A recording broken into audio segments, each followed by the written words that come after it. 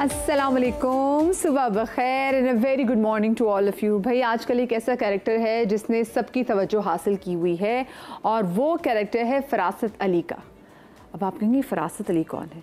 फरासत अली जनाब एक बहुत मशहूर कैरेक्टर है ड्रामा शरपसंद आजकल जो बिल्कुल नया नया इन हुआ है और बड़ा हिट भी जा रहा है, और ये किरदार बड़ी खूबसूरती से निभाया है नुमान नजात साहब ने। अच्छा, ये जो कैरेक्टर है ना फरासत अली का, इसका हम तमाम तर लोगों की ज़िंदगी में कहीं ना कहीं ऐसे कैरेक्टर से, ऐसे शख्स से ताल्लुक़ ज़रूर होता है जो कि नेगेटिव होता है।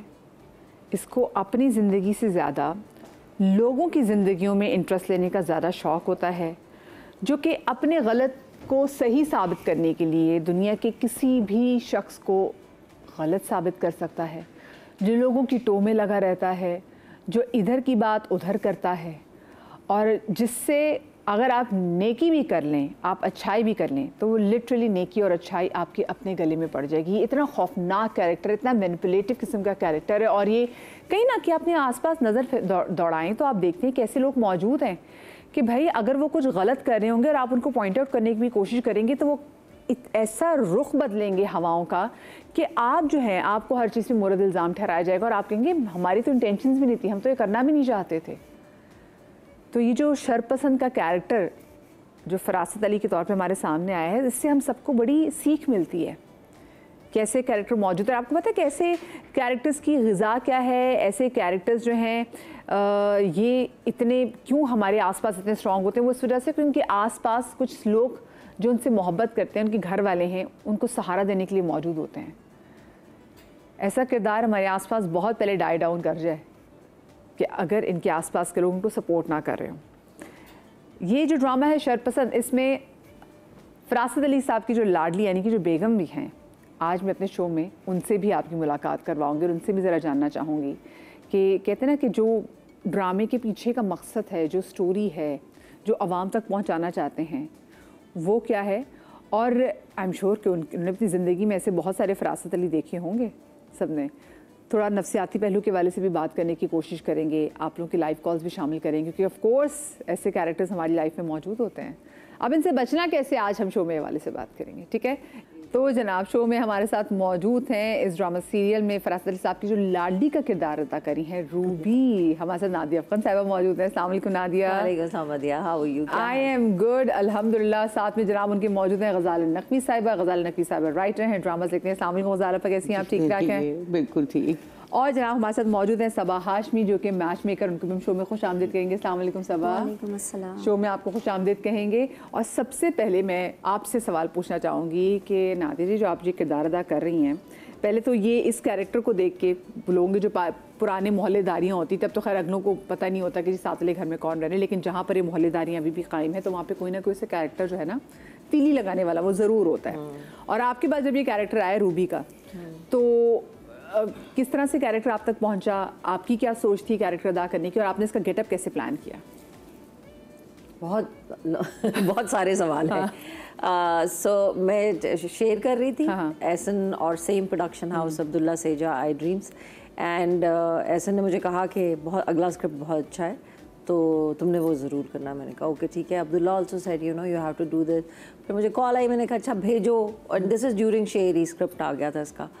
And I read it and I said कि who is doing Farasat? And Ehsan said to me that Noam bhai is doing that, and I was like okay। मतलब इसके बाद तो मेरा कोई सवाल ही नहीं। But when I read Ruby's character I thought ये बहुत ही fascinating character है। और शेर बहुत अच्छा था मेरा, लेकिन शेर में साइका का जो मेरा कैरेक्टर था इतना कुछ करने को नहीं था उसमें towards the end, but like she was just a woman who was you know अपनी एक उसके अंदर फंसी हुई थी सारी पेट्रियार्की में।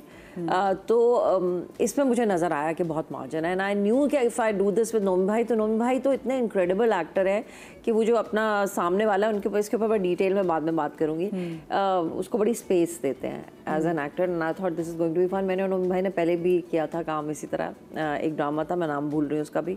सो I read it and I thought Ruby's character is so fascinating because she is this woman जो कि हमारी 80% औरतें हैं जो कि अपने शौहरों पे अंधा एतमाद करती हैं, और रूबी बिल्कुल वही है। वो उसको जो फरासत कह देते हैं वो उसके लिए सब कुछ है, बस कह दिया तो कह दिया, यू नो। एंड शी, मतलब अगर आप उसको देखेंगे, आई थिंक 5-6 एपिसोड हो चुके हैं, तो everybody is thinking, you know, ये औरत जो है प्रॉब्ली शायद शी नोज कि ये इस तरह का है, but she let's no, she doesn't know anything.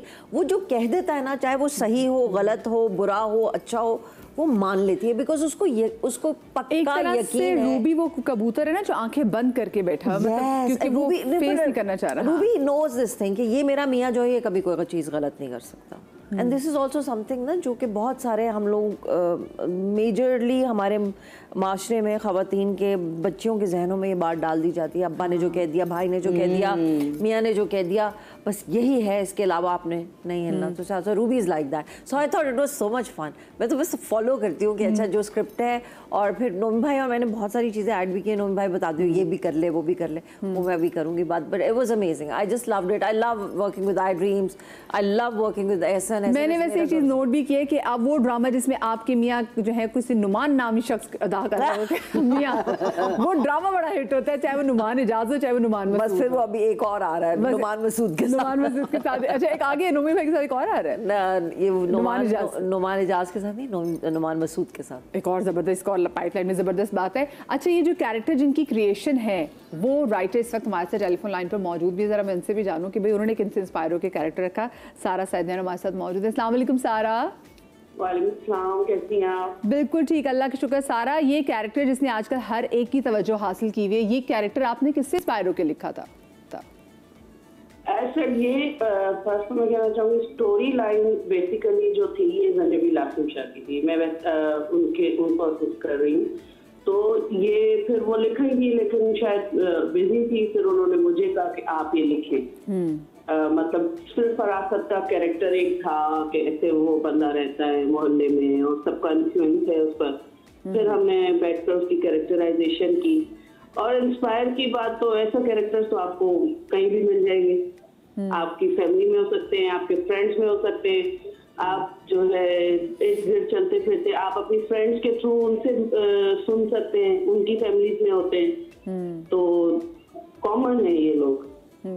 तो सारा, आपने अपने शो में सिर्फ शरपसंद की शरपसंदी दिखाई है, या फिर इस ड्रामे में आगे ये भी देखेंगे कि बचा कैसे जा सकते हैं? क्योंकि ऑफ कोर्स जैसे आपने बात की, ऐसे लोग हमारे आसपास भरपूर हैं, और हमें एट टाइम समझ में नहीं आ रहा होता कि हमने इनसे बचना कैसे है।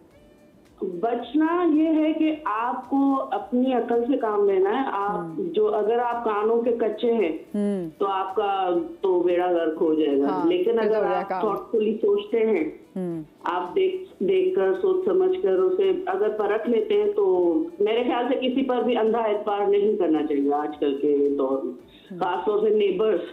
अगर वो आपका कोई रिश्तेदार भी नहीं है, आपका फ्रेंड भी नहीं है, सिर्फ आप एक जगह पर एक साथ रह रहे हैं, फिर भी आप उस बंदे का आप पर इंफ्लुएंस है, तो आपको मेरे ख्याल से कुछ सोचना चाहिए उसकी बात पर अमल करने से पहले। वो भी जब डायरेक्टली आपके घर पर वो बात इन्फ्लुएंस कर रही है, आपके घर पर असरअंदाज हो रही है, इसकी वजह से मुख्तलिफ प्रॉब्लम्स भी हो रहे हैं, जैसे कि आप देख रही हैं, आहिस्ता आहिस्ता वो और ज्यादा क्रिएट होंगे उसमें, यानी कि भी आगे मजीद टेंशन आनी ड्रामे में। तो अभी तो स्टार्ट है ना, टेंशन तो आई कहाँ है अभी, टेंशन तो ऐसे कैरेक्टर तो खुद एक टेंशन।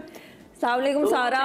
तो अभी वालेकुम सलाम, नादिया कैसी हैं आप? मैं ठीक हूँ। मैं सिर्फ आपकी, सॉरी मैं आपकी बात काट रही हूँ, माजरत, मैं सिर्फ ये बताना चाह रही थी कि आई थिंक जब आप साथ साथ मिल रहे हैं, this is the thing, the good thing about this script, जो अच्छी बात है, जैसे कि पहला जवाब के बचना कैसे, बचना ऐसे कि मुंह तोड़ जवाब देना है, जो कि हीरा मानी के कैरेक्टर ने, शाज़मीन ने दे दिया है। मतलब आज तक फरासत के आगे कोई खड़ा नहीं हुआ, और उसने गली में खड़े होकर उसको बता दिया अच्छी तरह कि नहीं, मैं ये बर्दाश्त नहीं करूंगी। बाकी को साथ वाली जो नेबर है, जो हरीम कैरेक्टर प्ले कर रही है, वो भी। सो आई थिंक इसी तरह बचना है कि आप, कि मैं जब देखूंगी ऐसी कोई बात, मैं परखूंगी, मुझे फील होगा तो मैं डिसीजन लूंगी, उससे पहले मैं लोगों की सुनी सुनाई पर अमल नहीं करूंगी। अब ये मियाँ बीवी में डिफरेंस आप देख लें, तो जाहिर सी बात है, भले कितनी भी कंपैटिबिलिटी हो आप लोगों में, लेकिन दो लोग बिल्कुल अलग होते हैं, अपोजिट होते हैं, अलग सोचते हैं, तो दोनों का डिफरेंस आपको इसमें नजर आ रहा होगा। बिल्कुल। अच्छा, मुझे वैसे सारे बताइए कि इसमें, क्योंकि नोमी भाई, नुमान इजाज साहब, वो तो जो भी कैरेक्टर करते हैं वो ऐसा उसको घोल के पी जाते हैं कि आपको लगता है कि ये कोई अदाकार जो है वो कैरेक्टर नहीं प्ले कर रहा, ये है ही, ये वही शख्स है। और इसमें जो खास उनके है कि इनकी आँख झपकती है, या वो कहते हैं पंजाबी में फड़कती है, या उनकी झपकती है। तो ये आपने ऐड किया था उसमें, या फिर ये नोमी भाई का अपना था इनपुट? ये उनका अपना है। बहुत सारी चीजें। अच्छा, चले ठीक है। बहुत शुक्रिया जी। सारा सैयदीन हमारे साथ मौजूद थी। ग़ज़ाल आपा, हम अपने आप बहुत सारे लोगों को देखते हैं और हमारे ड्रामास भी समहाउ, मुझे लगता है कि अगर कोई ऐसा कैरेक्टर ना आए तो वो हमारे ड्रामास भी प्लॉट के बगैर ही रह जाते हैं, बिल्कुल ऐसा लगता है। तो ऐसे लोगों का कहीं ना कहीं इसलिए दिखाना भी ज़रूरी होता है क्योंकि जब तक आप अच्छा विलन इस्टेब्लिश नहीं करेंगे, जो पॉजिटिव कैरेक्टर है वो नुमाया नहीं होकर सामने आ सकेगा। तो ये कितना ज़रूरी है कि हम ऐसे विलन दिखाएं ताकि पॉजिटिव किरदार सामने आए? देखो, बात विलन की नहीं है, बात जब आप स्क्रिप्ट लिख रहे होते हैं या आप कोई भी कहानी पढ़ रहे हो, तो कहानी के ना दो चीज़ें पैरेलल चल रही होती हैं, एक गुड और एक बैड। हाँ। ठीक है, तो उसको तुम विलन कह लो अगर कैरेक्टर है, और अगर टॉपिक है तो गुड और बैड कह लो। तो ये जो इविलनेस दिखाई है ना, ये मेरा ख्याल है दुनिया के हर माशरे में है। हम कहते हैं ना, वेस्ट तो बहुत भाई बड़े लिबरल हैं वो, या उनके बहुत आज़ादी है। स्टिग्मेटाइज करना ना औरत को या किसी को भी, वो ये साइकी है, ये इंसान की साइकी, वो कहीं भी किसी को भी कर देगा और करता चला आ रहा है। हमारे यहाँ सबसे आसान ये है कि आप किसी औरत के बारे में कोई बात करते हैं ना, कोई सेकंड थॉट पे नहीं जाता। मर्द को अगर आप ये कहेंगे ना कि भाई वो लगते हैं, वो ऐसे हैं नहीं, वो तो बहुत मतलब यूं हैं फलाएं, 4 में से 1 आदमी कहेगा नहीं यार यकीन नहीं आ रहा है, ऐसा हो नहीं सकता। वही 4 लोग बैठे हुए हों और एक किसी औरत के बारे 4 के 4 मान लेंगे कि हाँ ऐसा ही होगा। बिल्कुल सही कह रही हैं। कोई ना सेकंड थॉट देगा ही नहीं। ये जो एक माइंडसेट है ना, इसको चैलेंज करता है ये ड्रामा। आपने बिल्कुल से बात की ग़ज़ाल, पर जैसे मैं नादिया आपसे भी पूछना चाहूँगी कि देखें, जैसे बात है कि एक खातून पे इल्ज़ाम तराशी जब की जाती है, स्पेसिफिकली अगर वो औरत नौकरी करती हो, घर से बाहर निकल के काम करती हो, या फिर वो तन्हा रहती हो, वो अकेली हो, उसकी शादी न हुई हो, तो लोग वाकई, जैसे ग़ज़ाल आपा ने बात की, लोग ऐसे कोई इल्ज़ाम उन पे लगाए थे तो लोग उन पे ज़्यादा यूनिवर्सिटी जाती हो, सिर्फ घर से बाहर निकलते हो, सिर्फ नौकरी करना नहीं है। यूनिवर्सिटी जा रही है, अगर उसकी इवनिंग क्लासेस हैं और वो रात में देर से आ रही है, जाहिर है वो बच्ची है, तो आधे मोहल्ले की ख़वातीन ये कहेंगी कॉलेज तो खत्म हो जाते हैं सबके 3 बजे, हमारे तो 1 बजे खत्म हो जाता था, हम तो 2 बजे घर वापस आ जाते थे, ये 5 से 6 बजे तक है। अरे भाई, वो अगर आपने कुछ और पढ़ा होगा, उसका प्रैक्टिकल है, या अब जो प्राइवेट यूनिवर्सिटीज़ हैं उन वो रात 9 बजे तक चलती हैं क्योंकि लेक्चर्स के टाइमिंग्स ऐसे होते हैं। अगर उसको घर पहुंचते पहुंचते 10 बज रहे हैं तो वो कहीं पार्टी करने जा रही है, किसी डेट पे नहीं जा रही, और जा भी रही है तो ये उसका हक है, लेकिन वे एक अलग डिबेट है। मगर अगर वो यूनिवर्सिटी से भी आ रही है तो ये होगा, अरे सुबह निकलती है भाई, रात को वापस आती है। आपको लगता है नादिया कि हमारी जो वर्किंग वुमेन है उसको आज भी इस तरह के मसाइल का सामना है? ऑफ कोर्स है। और ये क्या सिर्फ एक पर्टिकुलर क्लास का इशू है, या आपको लगता है ओवरऑल ये सोसाइटी का इशू है? आई थिंक ओवरऑल इशू है, और ये बहुत अब हल्का हल्का आहिस्ता आहिस्ता ठीक हो रहा है। मैं जो जनरेशन अब आ रही है, जैसे हम जेन जी कहते हैं, अब तो जेन एक्स भी आ गई ना, क्या अल्फा आ गई, क्या आ गई, अल्फा जो बहुत छोटे। सो जो मैं घर छोड़ के नई पौध है ना, वो बहुत बेहतर है, वो बहुत बेहतर है। उनको मैं बेहतर इस तरह समझती हूँ कि उन्होंने क्योंकि बहुत ज़्यादा दुनिया देख ली है ना, और उनको पता है कि वो खुद भी वही बॉयज़ या गर्ल्स में वो ज़्यादा डिफरेंस नहीं करते, जजमेंटल नहीं है वो बच्चे जो है ना। And I love this about the new kids, they don't care, वो अपनी ज़िंदगी पे उनका फोकस है, जो भी कर रहे हैं वो, और उनको अपने काम से काम है, जो कि होना चाहिए इस तरह। और वो अपने इर्द गिर्द की, अगर मैं लड़कों की बात करूं, जो नए लड़के आ रहे हैं ना, नई, दे डोंट केयर, उनको किसी चीज़ से कोई प्रॉब्लम नहीं है। उनको ये प्रॉब्लम नहीं है कि ये लड़की कहाँ जा रही है, कहाँ आ रही है, क्या पहना है, कहाँ क्यों बैठी है, किस तरह बैठी है, किसके साथ आ रही है, किसके साथ, विच इज़ इनक्रेडिबल। ये हमारी जनरेशन, हमसे पिछली वाली तो खैर अल्लाह माफ़ ही कर दे, और उससे पहले तो खैर बिल्कुल माफ। ये उनको प्रॉब्लम होते थे, जो फारिग लोग होते थे, जो आके दफ्तरों से बैठ जाते थे, थड़ों पे बैठ जाते थे, या गली में बैठे होते थे, या गली के नुक्कड़ पे खड़े होते थे, या जैसे इसमें दिखाते हैं पढ़ने नमाज जा रहे हैं, लेकिन वापसी पे गली में खड़े होकर सारे मर्द हजरात गुफ्तगू कर रहे हैं कि फलानी कौन निकला है, किसकी गाड़ी में कौन बैठा है, कौन कहाँ जा रहा है। आपको क्या है, आपको क्या है? और ये सॉरी आपकी बात ही को कंटिन्यू कर रही हूँ, ये जो तमाम अफराद हैं इन सब की खवातीन घर के अंदर रहती हैं, ठीक है, ताकि ये बाहर की खवातीन से, क्योंकि उनको तो ये कहते हैं बाहर दुनिया बहुत बुरी है, दुनिया आप ही हैं। हाँ, क्योंकि उनको अपना पता नहीं कि हम ही कह रहे हैं ना कि ये दुनिया बहुत बुरी है, बाहर मत निकलो, वो दुनिया आप हैं। अभी आप बुरे हैं, आप बाहर निकलती हुई खवातीन को देखते हैं, इसलिए आपको खौफ होता है कि आपकी खातून अगर कोई घर की निकलेंगी तो कोई और देखेगा, क्योंकि ये आपने पैरामीटर सेट किए हुए ना, ये आपने सोच बनाई हुई है। और ये जो वो कहेगी ना, उससे पिछली जो हमसे पिछली वाली नस्ल जो है, उसमें कितनी खवातीन हैं जो कि वो ये बात कहती हैं कि हमें तो बाजार जाने की जरूरत ही नहीं, यही ऑफिस से वापसी में ले आते हैं। हाँ जी, उनको इवन कपड़े भी खरीदने नहीं है, मतलब चॉइस ही नहीं है, चॉइस ही नहीं है। और वो और they are happy in that because they think कि यही है, बिकॉज उनकी माओ ने उनको यही सिखाया, उनकी नानियों ने, उनकी दादियों ने। This patriarchy has been instilled, दिमागों के अंदर कूट कूट के भर दी गई है कि नहीं, ये जो बस वो वही वाली बात ना, बेटा बाप भाई, ये नहीं होंगे। हाँ, वो सही कह रहे तो कुछ नहीं होगा, नहीं, और ये जो कहेंगे वो ही और है। आपकी समहाउ हमारी सोसाइटी में जो पहचान है औरत की, वो इन्हीं से होती है। हमारी सोसाइटी की मैं स्पेसिफिकली बात करूं, बल्कि ऐसा नहीं कि हमारे दीन में ऐसी बात हो, क्योंकि जब आप मर जाएंगे और आपको क़यामत के रोज उठाया जाएगा तो आपको आपकी माँ के नाम से बिल्कुल है। मैं आप हदीस से पढ़े, इसमें है कि जनाब जब उसमें कहा गया जनाब फातिमा से तारुफ कराया गया, फातिमा तो अबूहा व बालूहा व बनूहा, कि उनके नाम से तारुफ, निस्बत से तारुफ कराया गया। तो ये देखें, बहुत सारी जगहों पे अगर हमने रिलीजन में देखें तो ऐसा नहीं कि रिलीजन की वजह से आप फंस गए हैं, ऐसी बिल्कुल बात नहीं है।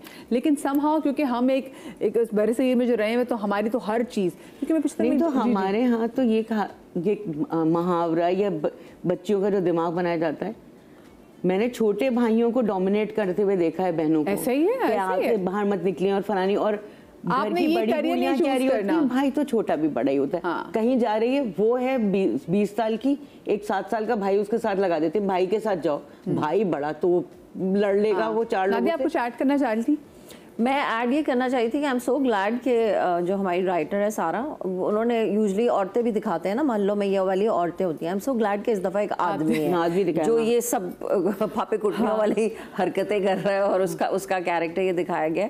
And what I wanted to add was कि we have this men in our families, हमारे घरों में भी हैं, हमारे मोहल्ले में भी हैं, हम जहाँ पे काम करने जाते हैं, बट देन 99% मैं कहूँगी, मैं तो ये भी नहीं कहूँगी कि 90%, 99% आदमी ऐसे हैं। लेकिन देन जो 1% है ना, जिनमें मैं अपने अब्बा को भी काउंट करूँगी, वही आदमी हैं जो इन चीज़ों को ब्रेक करते हैं, जो अपनी बेटियों को वो कॉन्फिडेंस देते हैं कि तुम ये करो, मैं तुम्हारे साथ हूँ, तुम जाओ, मैं देखता हूँ कि कौन बंदा फैमिली में तुम्हारा, कौन सा मामू, कौन सा चाचा, कौन सा ताया, कौन से तुम्हारे हैं, मैं देखूंगा, क्योंकि मुझे पता है कि जो काम मैं कर सकता हूँ वो तुम भी कर सकती हो, और जिस तरह मैं कर, this is a mindset that we need to change, and this is amazing. मैं बार बार ये कहूँगी, जो नए बच्चे, क्योंकि मैं सेट्स पे देखती हूँ, मैं उनके साथ काम करती हूँ, नए वाले लड़कों की तरबियतें जो कर दी है ना माओ ने, मेरे ख्याल में उन्होंने खुद इतना कुछ सह लिया है कि they are like you know, मेरी एज की, आई एम 55 नाउ, तो मैं अपने साथ के जो फ्रेंड्स वगैरह को देखती हूँ, जिनके बच्चे, अब मायरा और मैं, राना 20-20 साल के, 17-17 साल के माशाल्लाह बच्चे हो गए, लड़के हो गए, उन्होंने लड़कों की ऐसी सेट ट्रेनिंग की है ना कि दे नो अपने लिमिट्स, बाउंड्रीज, और उनको पता है हमने ख़वातीन के साथ किस तमीज़ से रहना है, हमने लड़कियों के साथ क्या बाउंड्रीज सेट करनी है। हरासमेंट का तो मैं कहती हूँ सवाल ही, बहुत कम होंगे, लेकिन वो शिफ्ट हुआ है। वो जो एक था ना 99% आदमी इस तरह के थे, अब वो शिफ्ट नादिया तो नोट किया, जैसे मैं अपने भाई वार को भी देखती हूँ, तो वो अपने मियाँ, इनफैक्ट मियाँ को भी देखती हूँ, तो उनको होता है कि जो उठ के पानी के ग्लास से ये फ्लॉन्ट किया जाता था, अल्लाह बख्शे मेरी सास हुई जाती थी कि जी ये तो उठ के पानी के ग्लास भी नहीं पीते, तो वो ये बताया जाता था कि इतने लाडों से पाला गया है। लेकिन अब होता है कि मेरा बेटा अगर 3 साल की हुई, तो मैं उसे छोटे से बच्चे से काम करा रही थी, मुझे होता है मेरे मुझे अगलों के सामने जलील ना कराना, अगले की लड़की में लेके आऊंगी, तो मुझे होता है मैंने एक जेंटलमैन को रेस करना है, कि ताकि पता चले कि इसकी माँ कौन सी। हाँ, देखो मैं ये बात बहुत पहले कहती थी, जब मैं राइटर भी नहीं थी, कि जो होता था ना बेटी बाहर जा रही है और फलाना हो रहा है, तो मैं कहती थी देखिए बेटी आपका आपको इतना खौफ है। एक साहब बात कर रहे थे, नहीं नहीं देखिए बेटियों को यूँ रखना चाहिए और बेटियों का तो यूँ ख्याल रख। मैंने कहा बेटी क्या कर लेगी? मैंने कहा बेटी बहुत से बहुत आपकी दुनिया ख़राब कर देगी, क्योंकि आपके कुछ नॉर्म्स हैं, ख़ानदान से बाहर शादी नहीं करना, लव मैरिज नहीं करना, फलाना नहीं करना, यही करेगी ना कोई गैर शरीफ। मैंने कहा बेटा तो आपके आखिरत ख़राब करेगा अगर आप सही नहीं पालेंगे। ठीक है, तो वो हिल गए। उन्होंने थोड़ी देर रुक के सोचा कि मैं क्या बात कर रही हूँ। शायद उन्होंने सोचा कि खुद लड़के थे तो उन्होंने क्या किया होगा। ये जो तरबियत है ना कि आप अपनी बेटों को औरत की इज्जत करना सिखाएं, और दूसरे ये सोचना छोड़ दें कि मेरा बेटा है तो ऐसा कर ही नहीं सकता। आप सिखाएंगी तो नहीं करेगा। वैसे भी आजकल की टाइम में गारंटी किसी के लिए ली और खड़े होके बोले। हाँ। देखे, मैं ये नहीं कह रही कि सारे, not all man but always man. आदमी जो घर से, oh my God, this is so true. जब हरासमेंट की जितनी चीजें भी हम देखते करते तो आदमी है ना। सारे नहीं होंगे लेकिन हैं तो आदमी ही ना। Exactly. औरतें किस चीज से डरती है बाहर निकलने से? आप दफ्तर के अंदर जाएं। मैं बात कहीं से कंटिन्यू करूंगी, ब्रेक आ गई, एक छोटी सी ब्रेक के बाद मिलते हैं।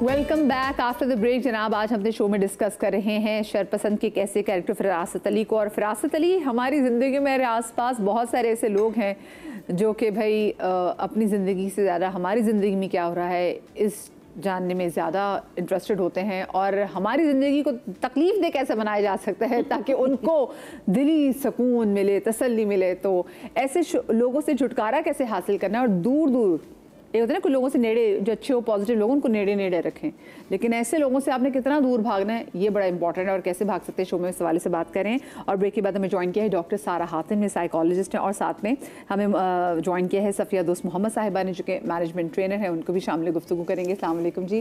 शो में आपको खुश आमदीद भी कहूँगी। और ब्रेक पर जाने से पहले, क्योंकि हम एक डिस्कशन कर रहे थे ज़रा नर्सरिंग के हवाले से भी, तो उसको मैं ज़रा कंटिन्यू करें ताकि फिर मैं सो आई वाज सेइंग कि यू नो हम हमेशा ये कहते हैं कि नॉट ऑल मैन, सारे आ जाते हैं। कभी कोई पोस्ट लगाओ, कोई बात हो, कोई किस्सा पता चले, कोई कुछ हो जाए, उसके ऊपर कोई खबर आ जाए तो सारे आदमी नीचे आ जाते हैं लिखने के लिए कि नहीं जी हाँ, सब ऐसे नहीं होते, सब ऐसे नहीं होते, होते आदमी हैं। मेरा कहने का मतलब ये, व्हेन यू गो, आपका भाई या आपके अब्बू या आपके कोई भी मर्द आपके घर में आपको क्यों मना करता है फलानी जगह मत जाना? क्योंकि उनको पता है, उनको आदमियों को पता है, उनको मर्द की नेचर का पता है, उनको पता है कि क्या जोक्स होते हैं। ये बात पहन के जाना वहाँ पे, आप प्लीज़ दुपट्टा लेके चले जाना, क्योंकि पता है कि उस दफ्तर के अंदर जो 4 लोग हैं वो किस किस्म के जोक्स करेंगे।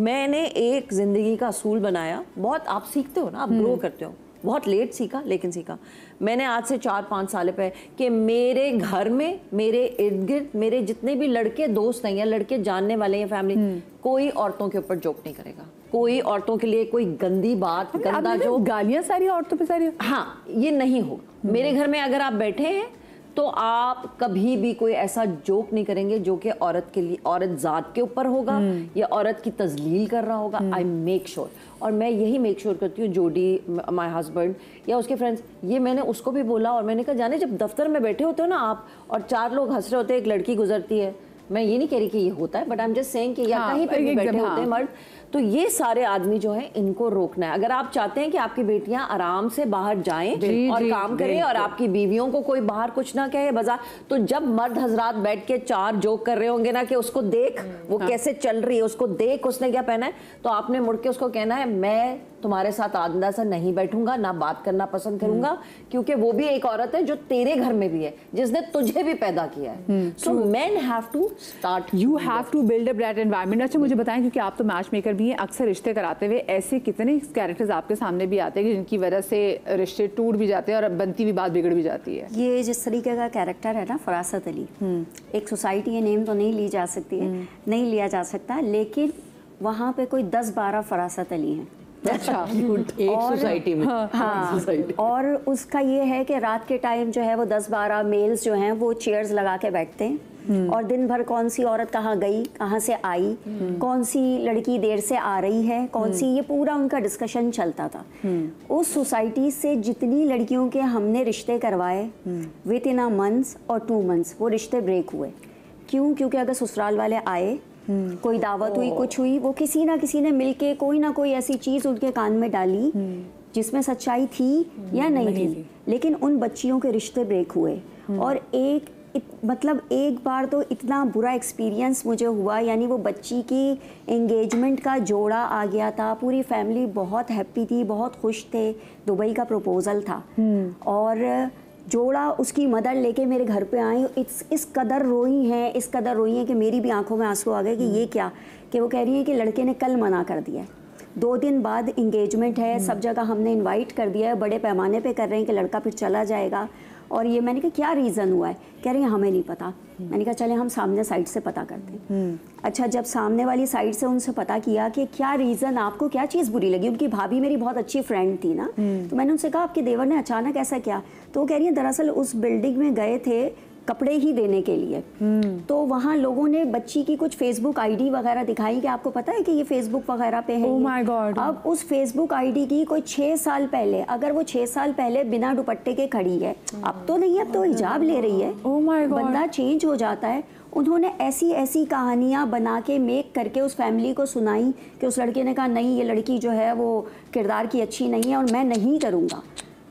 हमने पूरी अपनी जान तोड़ जोर लगा लिया कि नहीं ऐसा नहीं है, हम आपको गारंटी करते हैं, हम फैमिली को जानते हैं, लेकिन बस वो माइंड मेक हो गया था ना, एक आदमी ने माइंड मेक कर दिया। मैं यहाँ पे ना एक बात कहना चाहूँगी, बहुत अच्छी बात है, इसे कहते हैं डॉजिंग अ बुलेट।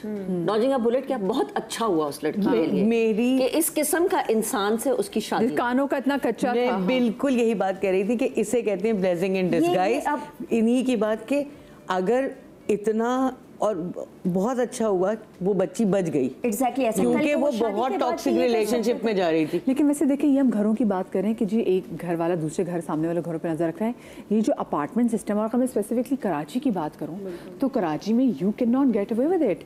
मतलब यहाँ पे इतने अपार्टमेंट्स हैं और लोगों के और छोटे छोटे अपार्टमेंट्स हैं और ना चाहते हुए भी आपकी नज़र होती है। और वाकई पुराने ज़माने में, आई रिमेंबर मैं बहुत छोटी थी तो हमारे नेबर्स में से किसी का रिश्ता आया, तो वो हमारे घर अम्मी की जानने वाली आंटी आई, तो उन्होंने कहा मांसबाजी का घर है। मैंने कहा जी, तो वो अंदर आए, आई थॉट कि अम्मी की फ्रेंड आई होंगी, तो उन्होंने मुझे कहा बेटा हमने ना ये आपके सामने वाले घर में एक भाई रहते हैं, इनका रिश्ता देखने के लिए, मुझे बताओ ये कैसे हैं।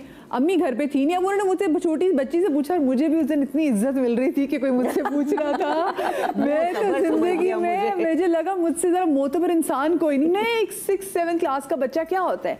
तो मैंने कहा वो बहुत अच्छे हैं, वो फलाने हैं, उनकी अम्मी बहुत अच्छी सब।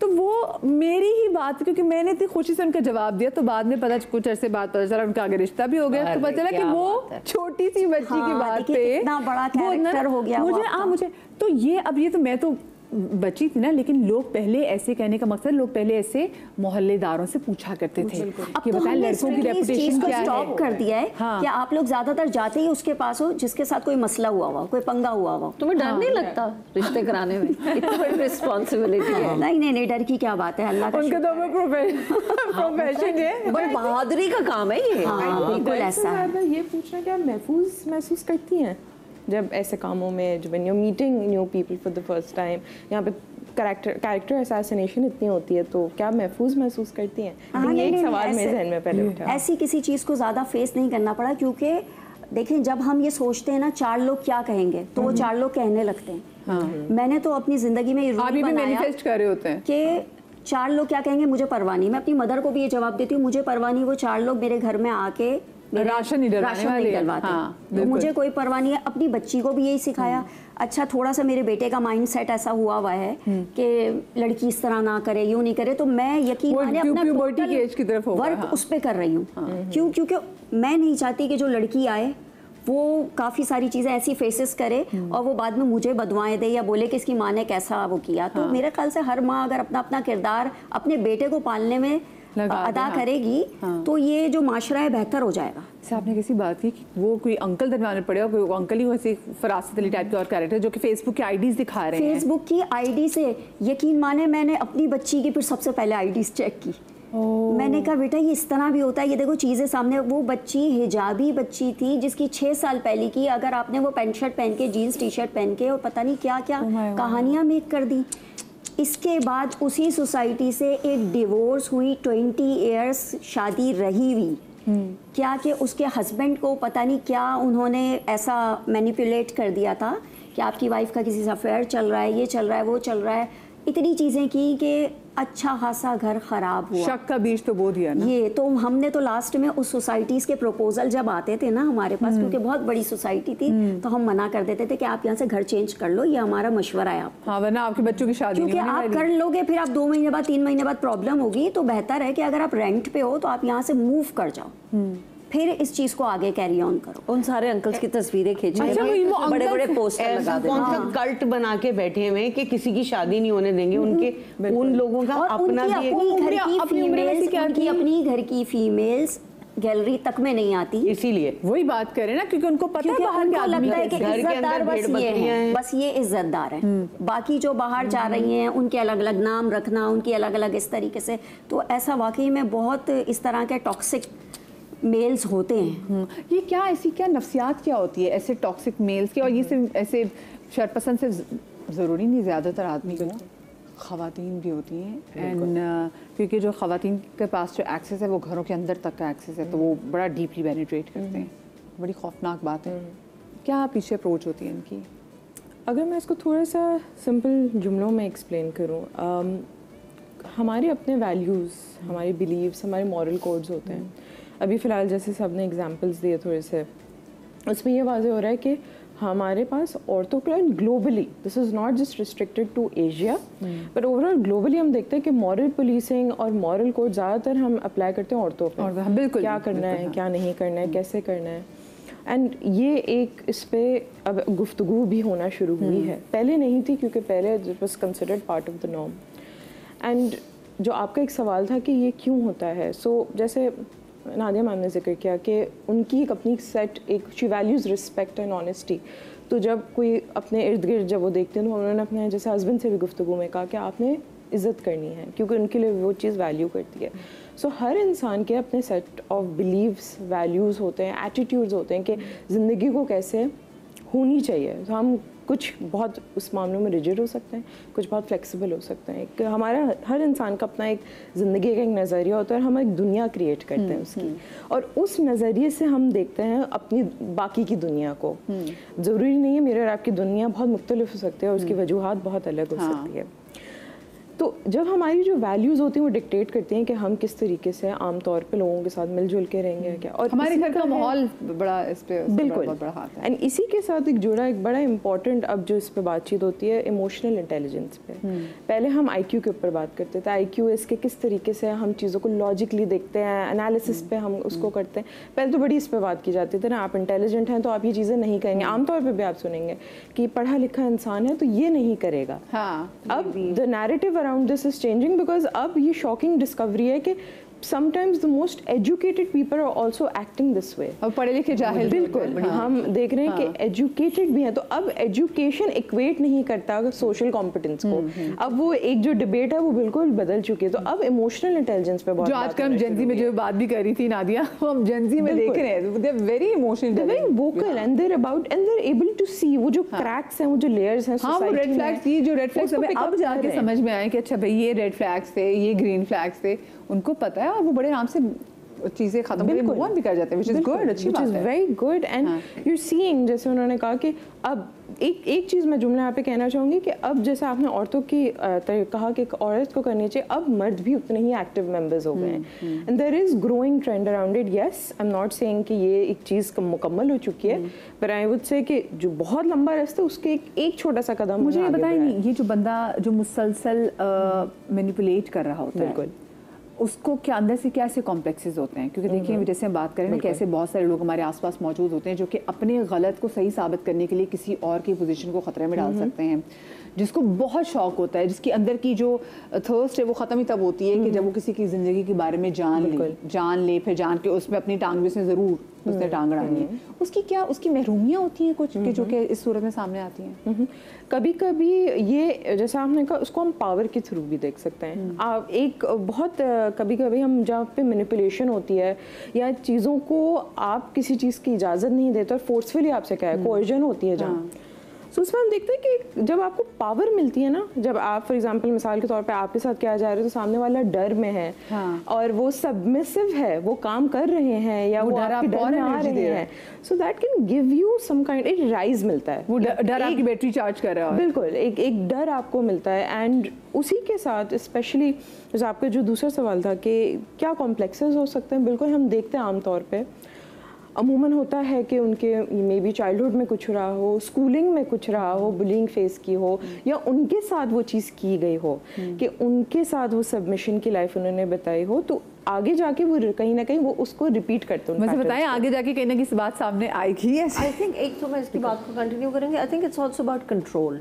इट्स अबाउट कंट्रोल, जो कि हमारा हमेशा से, अगर हम पूरी दुनिया में देखें all over the world, women को हमेशा सबमिसिव करने सबमिसिव बताया भी गया, सुना भी गया और होती है भी, ठीक है। और ये क्या है कि बेटा तुम नहीं करना है, आदमियों को कंट्रोल ना खत्म हो। मोहल्ले में भी ये जो आदमी होते हैं इनको डर होता है कि हमारा कंट्रोल ना खत्म हो जाए, अपने घर के अंदर जो है वो कंट्रोल ना खत्म हो जाए, फलाने को तुम उसको ऊपर तुम भी कंट्रोल रखो अपनी बीवी पे, अपने घर। उस बात पे आई वुड ऐड कि समटाइम्स जैसे ड्रामे में जो हम देख रहे हैं उस पर मैं थोड़ी सी कहूँगी कि ये भी होता है कि sometimes the lack of control you have in your house वो बाहर कभी कभी आप उसको करते हैं। लेकिन यहाँ भी अगर बेगम भी फुल बिल्कुल है, यहाँ पे तो बिल्कुल, बट एक वो है कि बहुत सी दफ़ा हम कंट्रोल सीखा, हर इंसान को चाहता है कि उसके इख्तियार में कुछ चीज़ें हों, ठीक है, कि उनके इख्तियार में रिश्ते हों या उनके इख्तियार में कोई भी चीज़ हो, और हमारी ये इंसानी बड़ी एक बेसिक ख्वाहिश होती है। मैं एज ए साइकोलॉजिस्ट हमारे पास आते हैं क्लाइंट्स और उनकी कहीं ना कहीं दिली ख्वाहिश होती है कि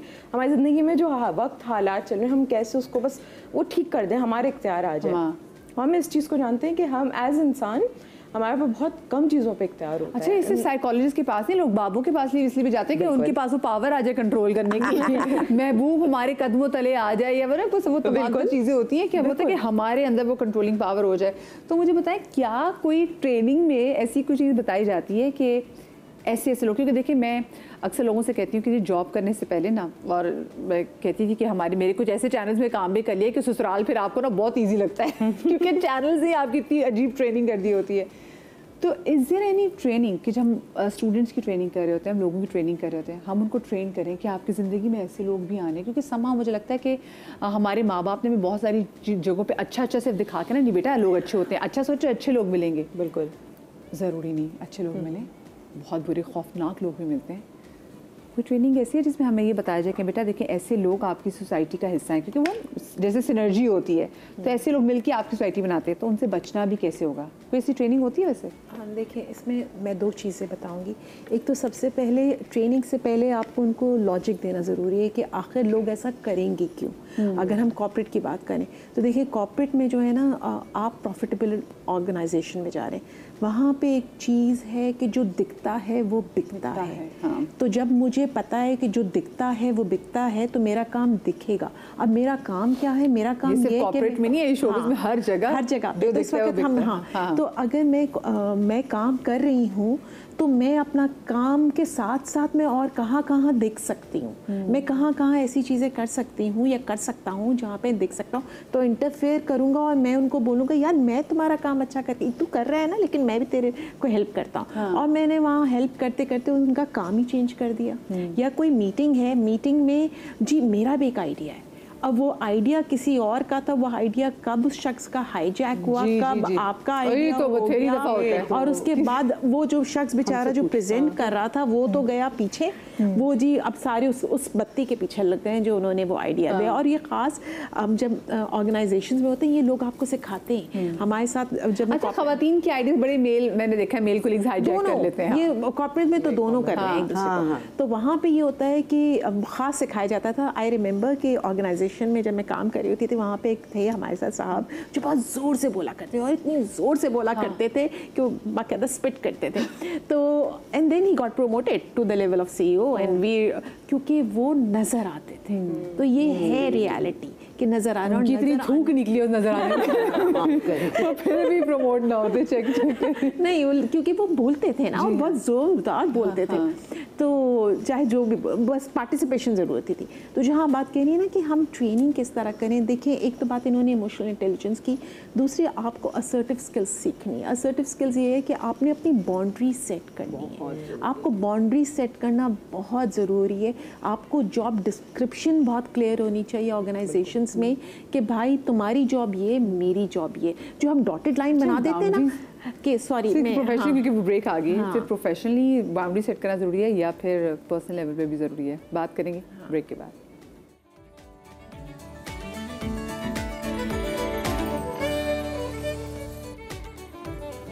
जी welcome back after the break. अक्सर हम ऑफिस में देखते हैं कि ऐसे टॉक्सिक लोग जिनको बहुत शौक होती है कि लोगों की टांग ना बातों में और जो भी मसलों में अपनी टांग अड़ाना और फिर स्पेशली टो में रहना, और ऐसे लोगों की हम देखते हैं कि बड़ी जल्दी प्रमोशन भी हो जाती है, क्योंकि उनका काम ये होता है कि वो तमाम तो लोगों की बातें लेंगे और फिर जाके आगे वो उल्टी कर देंगे बॉसेस के सामने भी। उनकी हमने देखा है कि उनको बड़ा पसंद भी किया जाता है। यही वो यूजुअली लोग होते हैं जो आपके आइडियाज़ भी चोरी करते हैं।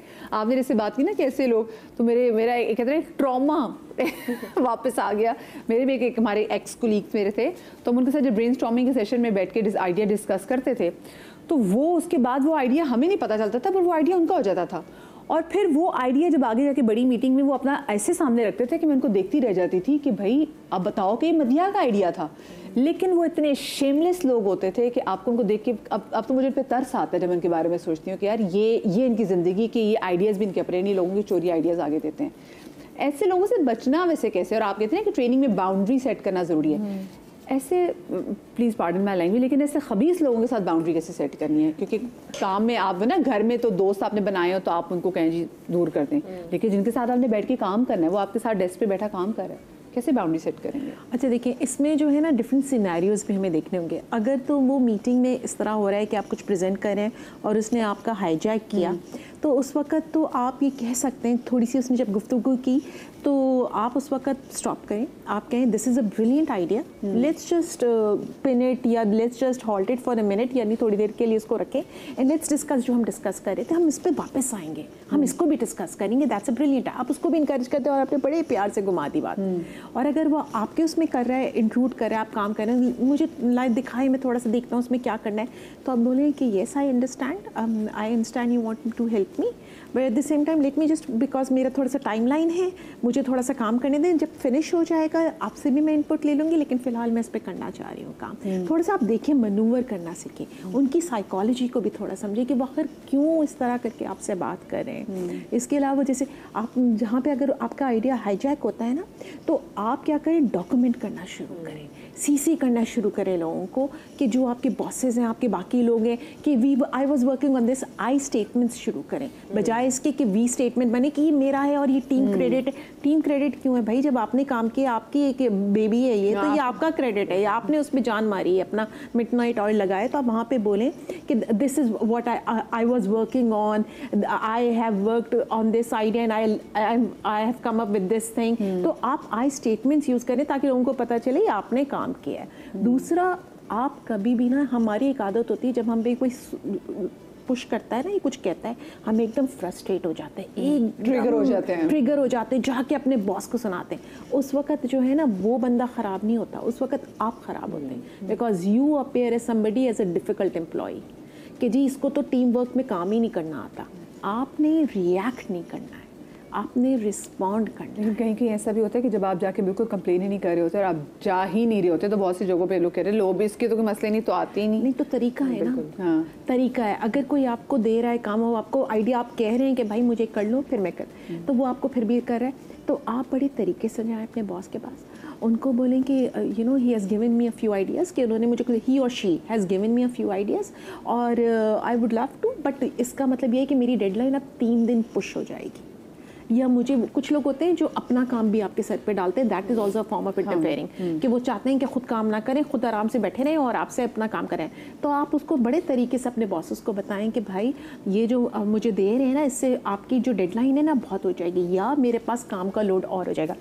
यहाँ से पूछे, अगर मैं आपकी चीज़ करता हूँ तो मेरी प्रायोरिटी तो ये है, जो मुझे अलॉटेड है, तो मैं फिर वो काम नहीं कर पाऊँगा, तो वुड यू वांट दैट? इस तरह करके आपने बड़ा विजिबल होना है। डॉक्यूमेंट करें हर चीज़ को, जो जो आपको कर रहा है ना, बाकियों को भी शीशे में डालना शुरू कर दें। अगर वो आपको हरास कर रहा है, क्योंकि हरासमेंट भी interfering is a form of too much interference is a harassment. और उसमें क्या होता है कि आपका कॉन्फिडेंस मारा जाता है, जो सबसे बड़ा प्रॉब्लम होता है ना। अगर कोई आपको हर वक्त घर में भी, अगर कोई आपको हर वक्त टोके या कोई बोले यार तुम तो अच्छा नहीं कर, क्या मतलब उसके in a way you are judging their capability, और आप कह रहे तुम तो इस काबिल ही नहीं हो। हाँ, तो कॉन्फिडेंस कहाँ से आएगा? तो फिर वो सोचेगा कैसे? आपने तो उसकी क्रिएटिविटी भी मारी, आपने उसका कॉन्फिडेंस भी मारा। तो इस वक्त तो जो हम बात कर रहे थे, जब उस शख्स को आप देखेंगे ना, वो बेचारा शख्स ही बड़ा इनसिक्योर है, उसको ऐसा लग रहा है। और कभी कभार जरूरी नहीं हर शख्स मिलाइस में कर रहा है कि हर शख्स का एजेंडा बुरा है। कभी कभार लोग वाकई करना चाहते हैं, आदतन में वाकई बहुत जेन्युइनली करना चाहते हैं, लेकिन उनको पता ही नहीं। एक और चीज़ ये भी होती है, ऑर्गेनाइजेशंस भी ना कभी कभार, आप भी देख लेना, आप भी ये कर लेना, आप भी इसको गाइड कर देना, वो भी 4 लोगों को। अरे यार 4 लोगों को, वो जो हम कहते हैं ना, टू मेनी कुक्स और शेफ्स रूइन द केक। तो भाई उस शख्स को करने देना, उसकी कैपेबिलिटी है उसको। हाँ, उसको अच्छा, कॉलर हमारे साथ मौजूद है आयशा। अस्सलाम वालेकुम। कैसी है मदिया? जी बिल्कुल ठीक है, अल्हम्दुलिल्लाह। आयशा कैसी हैं आप? अल्हम्दुलिल्लाह, बड़ा अच्छा प्रोग्राम माशाल्लाह चल रहा है, अच्छे अच्छे टॉपिक्स आप लेकर आ रही हैं। बहुत शुक्रिया। तो आज के वो प्रोग्राम के हवाले से मैं ये कहना चाह रही हूँ कि हमारी फैमिली में भी हैं एक ऐसी खातून जो पाकिस्तान में जब थी, वो ये करती, उनका ये था कि वो सबको अलग कर देती थी। बहन भाइयों में झगड़ा डलवा देना, नफरतें डलवा देना, माँ बेटियों में और मामू में, चाचा में, सबसे नफरत करा के पूरे ख़ानदान को तितर बितर उसने कर दिया ना। उसके बाद ये हुआ कि वो बाहर चली गई दूसरे मुल्क। अब वो जब भी छुट्टी आती है महीने 15 दिन के लिए, तो जो रिश्ते जिनको वो तोड़ के गई थी, थोड़े से वो करीब आ रहे होते हैं, तो उनके आने के बाद वो दोबारा से वैसे उसी रूट पे चले जाते हैं दोबारा से। वही सब में नफरतें, वही सब में, यानी ऐसे लगता है उनकी जो वाइफ्स हैं इतनी मतलब ख़राब होती हैं कि वो मतलब लेके बर्बाद करके रख दिया पूरे खानदान को। अच्छा, उनका तरीका वारदात क्या होता है उनका? वैसे क्या करती हैं वो कुछ भी नहीं, बस कान भरती हैं, उसके खिलाफ उसको बोलेंगी, उसके खिलाफ उसको बोलेंगी। इवन औलादों को माँ बाप के खिलाफ, माँ बाप को औलादों के खिलाफ। अच्छा, और लोग मुझे बताएं कि फिर लोगों को अभी तक पता नहीं चला उनका कि वो कैसी हैं? अगर सब उनसे तंग हैं, सबको पता है कि जब भी आती हैं फितना आंटी, सबको पता चल गया, सबको पता चल गया, लेकिन वो कुछ उनको कोई गिफ्ट शिफ्ट देती है तो सब लोग बिक जाते हैं उनके चक्कर में, उनकी बातों में आ जाते हैं। और पता नहीं उसमें ऐसी क्या बात है, समझ में नहीं आता। आपको पता है वैसे कभी कभी ऐसे लोग ना बहुत आके वो शावर भी करते हैं, बड़े बड़े गिफ्ट्स भी देते हैं, फिर बड़े मीठे भी बनते हैं। वो नेगेटिव है, उसके बावजूद भी जो है ना, वैसे तो पीछे तो बुरा ही बोलते हैं, लेकिन जब वो आ जाती है तो कहानी वहीं से शुरू हो जाती है जहाँ पे रुकी हुई थी। मुझे लग रहा है आपका आवे का आवा ही बिगड़ा हुआ है। ठीक है, उनका आना अजाब बन जाता है फैमिली में, सबको तोड़ के रख दिया। तो मैं कहती हूँ दीन के हवाले से भी ये कितनी गलत बात है, सब अलग अलग हो जाते हैं, सब बिखर गए ये नहीं उनकी वजह से। लेकिन इसका मतलब है ये आप बात जो कह रही है ना, तो ऐसे जो लोग होते हैं ना, उनको कहीं ना कहीं वो तगड़ी इसलिए हैं क्योंकि उनको पता है सब मेरी बातों में आ जाते हैं। उनको ज़रा से 3-4 लोग ही उनको ज़रा जवाब देना शुरू कर दें या उनकी बातों को वेटेज देना छोड़ दें, तो मेरे ख्याल से उनको भी पता चल जाएगा। और हो सकता है वो अपने फिर पाकिस्तान के फेरे भी कम कर दें कि मेरे तो मिशन ही बहुत कम हो जाएंगे। हाँ, लेकिन एक इसमें कम्युनिकेशन गैप भी लग रहा है कि लोग आपस में बात नहीं कर रहे। ये इसीलिए हो रहा है क्योंकि जब लोग खानदान में लोग बहन भाई या रिश्तेदार आपस में बात नहीं करते ना, दूसरे लोग जरूर उसका फायदा उठाते हैं। That is such a valid point. मैं हमेशा ये बिलीव करती हूँ बिटवीन फ्रेंड्स, फैमिलीज, आपके सारे मसले हल हो जाते हैं अगर आप कम्युनिकेशन कर लें। आप अगर तुम्हारे बारे में मुझे किसी ने आके कुछ कहा है ना, लेट्स से कि इन्होंने कहा है, तो मैं फौरन तुमसे पूछूंगी सीधा। कोई जरूरत नहीं है मुझे सोचने की कि ये हुआ होगा कि जी मदिया ने नादिया के बारे में ये कहा था। मैं पूछ लूंगी या मैंने कहा है तो तुम जाके उनसे पूछ लो। सीधी सी बात है, आप जाके सीधा पूछ लें यार कि अच्छा ये हुआ था, ओके फाइन, मैं पूछ लूँ। एंड आई थिंक उससे पहले जो एक चीज़ आती है ना, वो एक्नॉलेजमेंट है। एग्जैक्टली, एक्नॉलेज करना कि अगर आपने कोई बात कह दी या कोई बात आपको लग रहा है, addressing the elephant in the room, कि कोई चीज़ लग रहा है कि ठीक नहीं है, एक्नॉलेज करना। बहुत से लोग वो एक ख्याली पलाव चल रहा होता है, उसने ऐसा किया होगा, तो हम पहले दूसरे के एक्शंस पढ़ना कि वो ये सोच रहे होंगे, वो ये कर रहे होंगे, लेकिन उस चीज़ को एड्रेस, आपने जो कम्युनिकेशन की, it's very important to first acknowledge कि देयर इज समथिंग रॉन्ग, कोई चीज़ है बात करने लायक। क्योंकि मैंने कोई शर तीली लगा ही नहीं सकता कि अगर वो मजीद तेल हर जगह ना देखे, वो आग तभी भड़कती है ना जब वो तेल होता है। ये जो कैरेक्टर जिसकी बात कर रही है, जो भी खातून है, और सबको पता भी है कि ये ऐसी हैं, कोई एक ज़रूर इनके यहाँ ये हिम्मत करे कि वो खातून ने कुछ कहा हो, किसके तीसरे ने तुम्हारे लिए कहा है, और जहाँ वो खातून भी बैठी हूँ, कोई लड़ाई नहीं, शिकवा नहीं, बहुत ही नर्म तरीके से उनके सामने, उनकी मौजूदगी में, कि आंटी ये कह रही थी या खाला ये कह रही थी, बात की थी ना खाला ने, ये कि इन्होंने ये कहा है, आमना सामना कोई एक करवा देना, वो 6 दफा सोचेंगी अगली दफा किसी और को भड़काने से। लेकिन अगेन वही वाली बात होती है, ऐसे लोग बहुत नरमी से, बहुत ज़्यादा ड्रामा भी करने वाले होते हैं, लेकिन बहुत नरमी से ना, उनके उस ड्रामा की वजह से भी डरते हैं। वैसे आपकी लाइफ फर्क है मदिया, एक होता है कन्फ्रंटेशन, जहाँ कम्युनिकेशन।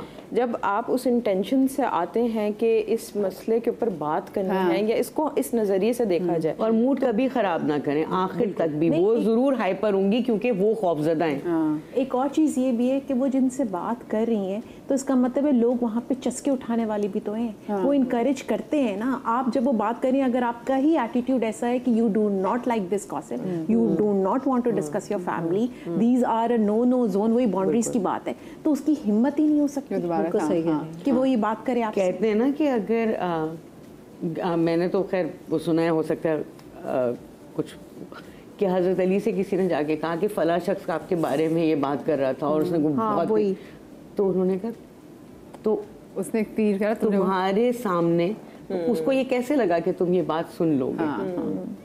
बिल्कुल कोई नहीं, जैसे बेस्ट फ्रेंड, तो तुमने उसे क्या कहा? मैं तो सुन रहा था, तो उन्होंने कहा मतलब उसको ये यकीन कैसे हुआ कि वो मेरे खिलाफ बात तुमसे कर सकता है। हाँ, और ये बता ना कि और ये भी कहे कि कहीं मफहूम ये भी है कि उससे तो तीर एक मारा और तुमने तीर लाके मेरे सीने में, तुमने उसने हवा में तीर मारा, तुमने मुझे तीर लाके मेरे सीने में पेवस्त कर दिया। हमारे साथ कॉलर मौजूद है लाहौर से अनम। अस्सलाम वालेकुम।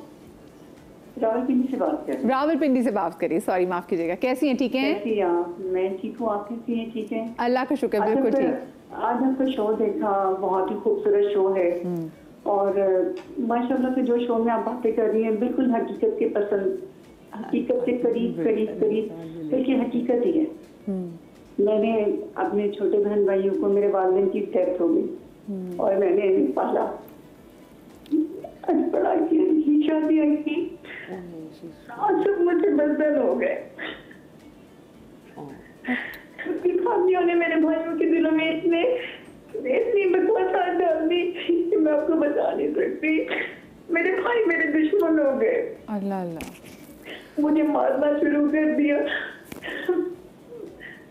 अनम आप, मैं आपको क्या बताऊं, मेरे साथ बहुत जुल्म हो गए। अनम आई विश मैं मेरी जान में आपके पास होती। मुझे बताएं कि आप मैरिड हैं, आप क्या या फिर अपने भाइयों के साथ रहती थी? मैं मैरिड हूँ। मैंने अपने बहन भाइयों को पालने में टाइम लगा दिया कि नहीं यार इनकी ज़रूरियात पूरी हो। जब मैंने अपना हाथ खींचा, मैंने देखा कि ये मेरे साथ सब ज्यादती कर रहे हैं। थोड़ा सा मेरे हाथ खींचा तो ये सब मेरे दुश्मन बन गए कि ये हमें कुछ देगी लेगी नहीं। मैंने मेहनत करके घर बनाया, इसलिए मेरे बच्चे नहीं है। मैंने कहा मैं मर जाऊंगी तो मेरे बाद तो ये सब कुछ यही लोग लेंगे ना। मेरी शौहर के साथ भी लड़ाई होती रही कि नहीं मेरे बहन भाई ऐसे हैं, बहुत अच्छे हैं। ये नहीं पता कि साथ ही मेरे दुश्मन निकले। आपकी बहन भाइयों को आपसे वैसे ज्यादा पिस्टल उठा कर भी आए, मुझे मारने की भी कोशिश की है। भाई बेजान है ना, मुझे बताएं वैसे किस किस बात पे वैसे ज्यादा इतनी बात बढ़ी कि आपके भाई आपको मारने के लिए आए? ऐसी क्या ऐसी बात ये हुई कि मेरे वालिद साहब की बरसी थी। मेरे वालिद साहब की बरसी थी तो मैं बरसी वाले दिन तो अम्मी अब्बू की कब्र पे नहीं गई। अम्मी भी फौत हो गई है, मैं अपने अब्बू की कब्र पे नहीं गई। तो मैंने अपने भाई से कहा कि मुझे ना कब्रिस्तान ले चलो। तो दूसरे तीसरे दिन मैं गई हूँ, तीसरे दिन गई हूँ तो भी ऊपर में गई हूँ तो मेरा एक डिनर सेट था। मेरे डिनर सेट की कुछ प्लेटें थी, वो जो मैंने मोहल्ले में खाना वाना तकसीम किया, तो मैंने कहा कुछ प्लेटें रह गई हूँ जला दो। छोटे बच्चे वो उनके ऊपर गए और ऊपर जाके कहा जी पप्पो प्लेटें मांग रही। तो जब वो नीचे आए तो मैं ऊपर चली गई, वो भाभियाँ भी जोरों से बोलने लगी। मैंने कहा मैंने तो कुछ भी नहीं कहा, मैंने तो यही कहा है कि मोहल्ले से प्लेटें ला दो, मेरी वो सामने दी मेरे डिनर सेट की खराब हो जाएगी। हाँ मेरी दी है, ये नहीं हुआ। मैं ऊपर गई तो मेरी जो छोटी भाभियों कहती है तू किस लिए यहाँ ऊपर आई है, तुझे कौन बुलाता है यहाँ पे?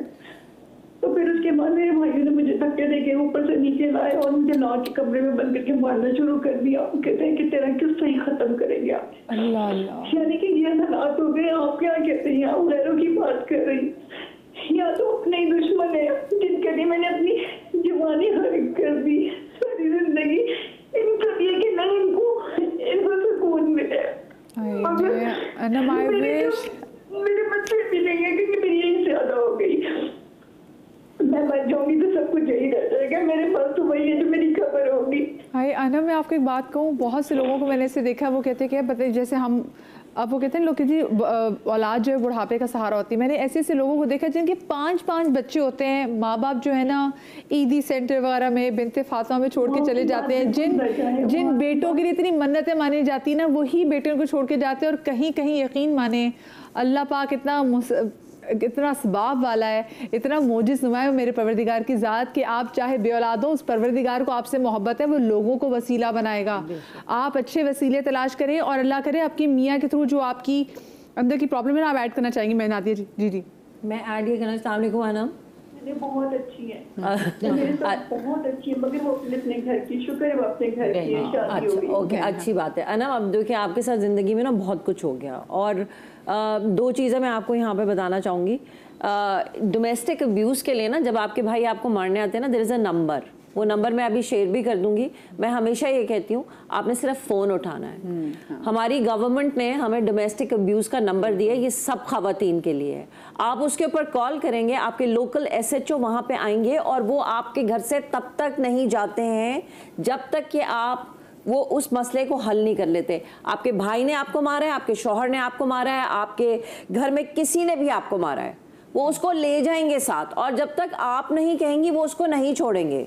दे will take that person away. So अगर आपके भाई आपके साथ ये कर रहे हैं, किसी को हक नहीं है कि आपकी तरफ, आप सुन ले मेरी बात, आप फौरन कॉल करें।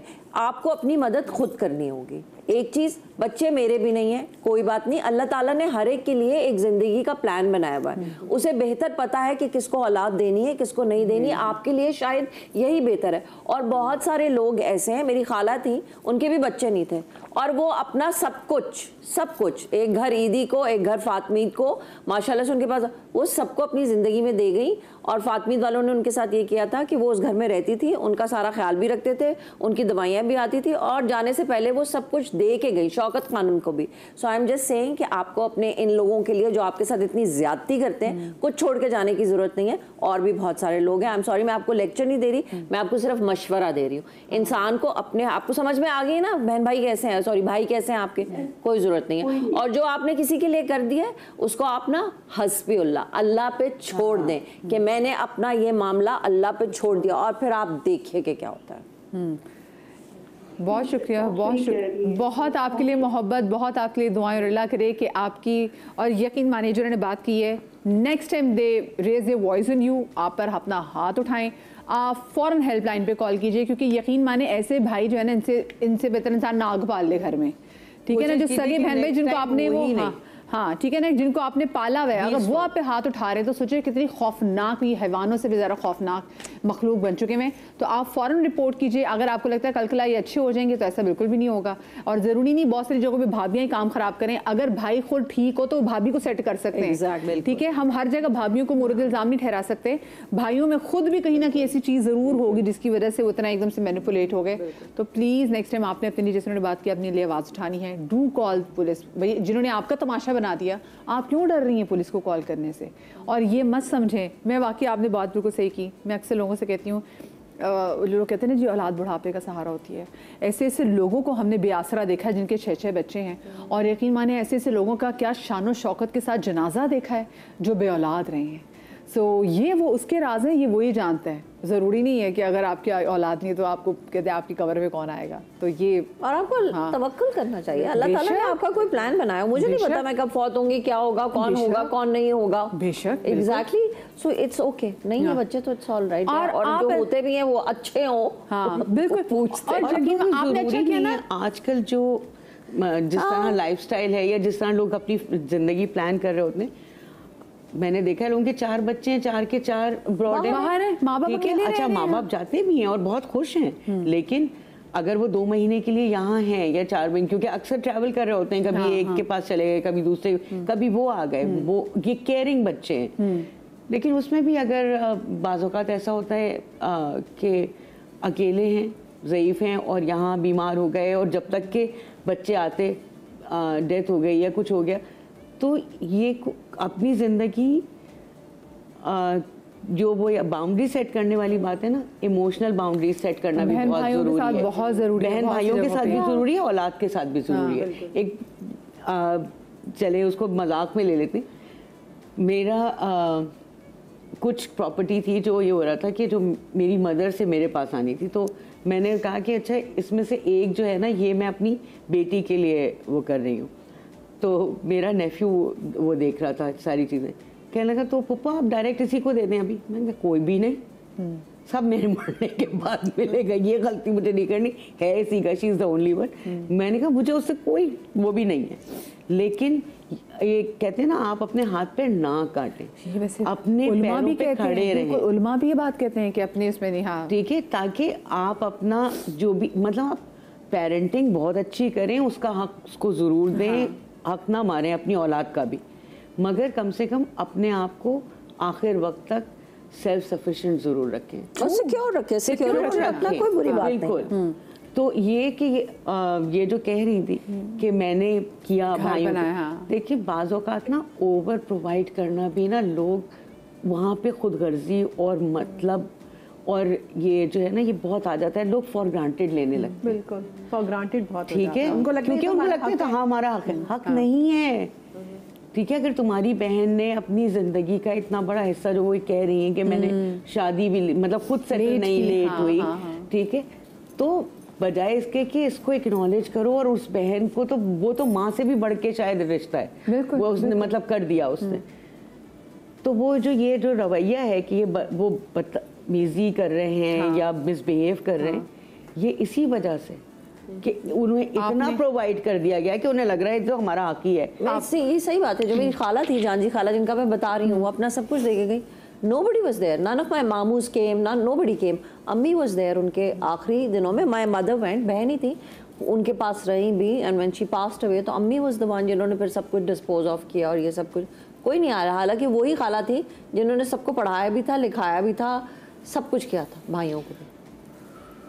But that is life. That is life. But she was so generous and so नेक, उन्होंने अपना घर वहाँ बना लिया, यहाँ वो क्या लेके जाना है। तो और दूसरी बात है, अगर आपने कर दिया ना, believe you me, the universe will give it back to you. बहुत सारे लोगों के साथ हम अच्छा कर देते हैं और आपको पता है यार ये तो हमारे साथ शरी करेंगे, कोई मसला नहीं।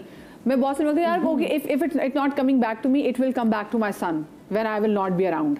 तो मुझे और दूसरी बात, एक सॉरी आपकी बात पे आ रही हूँ, अपने बच्चों को ज़रूर दुआ करें। मैं अक्सर शो में भी कहती हूँ, अपने बच्चों को दुआ दिया करें कि अल्लाह पाक उनके बहुत अच्छे दोस्त हों। तो बहुत सारी जगहों पे आपके अच्छे दोस्त हो ना, बहन भाई साथ ना खड़े हो, तो दोस्त आपके साथ जो है ना, एहसास के रिश्ते ज़्यादा आपके साथ खड़े हो जाते हैं। आपके अपने फादर की बात? बस मैं ये कह रही थी कि अभी मैं अपने वालिद से बात कर रही थी, और मेरे वालिद और वालिदा वो उम्रा पे जाने से पहले दुआएं दे रहे थे। तो वो कहते थे कि हम जब दुआ आपके लिए करते हैं ना, तो हमेशा आपको माली तौर पे शायद वो नहीं दिखे। हो सकता है तुम्हारे सारे काम हो जाएं आगे जाके, हो सकता है तुम्हें नेक औलाद हो सकता है कि तुम्हारी ज़िंदगी में अल्लाह ट्रैवल बहुत लिख दें। तो ये सेट कि जब हमारी जो दुआएं हैं ना, is going to show up in a lot of different ways. वो ज़रूरी नहीं है वो एक ही तरीका हो, और वो किस तरीके से होगा वो आपको पता मालूम भी नहीं होगा। कितनी प्यारी आपने बात की। इसी बात के साथ मैं छोटी सी ब्रेक की तरफ जा रही हूँ। ब्रेक के बाद हाजिर होते, कहीं मत जाइएगा।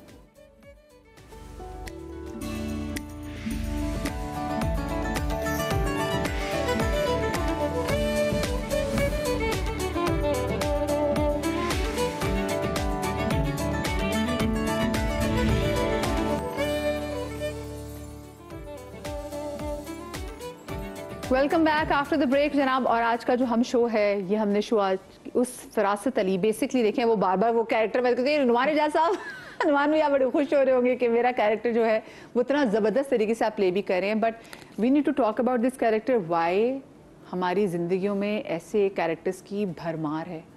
आपके वर्क प्लेसेस पे ऐसे लोग मौजूद हैं, आपके मोहल्लों में, और स्पेशली अगर आप अपार्टमेंट सिस्टम में रहते हैं और वहाँ पे कोई ऐसी पर्सनालिटी मौजूद होती, टॉक्सिक किस्म की पर्सनालिटी मौजूद हो, तो ज़िंदगी यकीन माने ना सिर्फ आपकी बल्कि आपके घर में रहने वाले हर शख्स की मुतासर होगी, क्योंकि ऐसा शख्स लिटरली कभी कभी लगता है ऐसे लोगों की नहुसत भी होती है जो कि आपकी ज़िंदगी तक भी पहुंच जाती है, आपके वर्क प्लेसेस में है, आपके घरों में है, आपके मोहल्लों में है।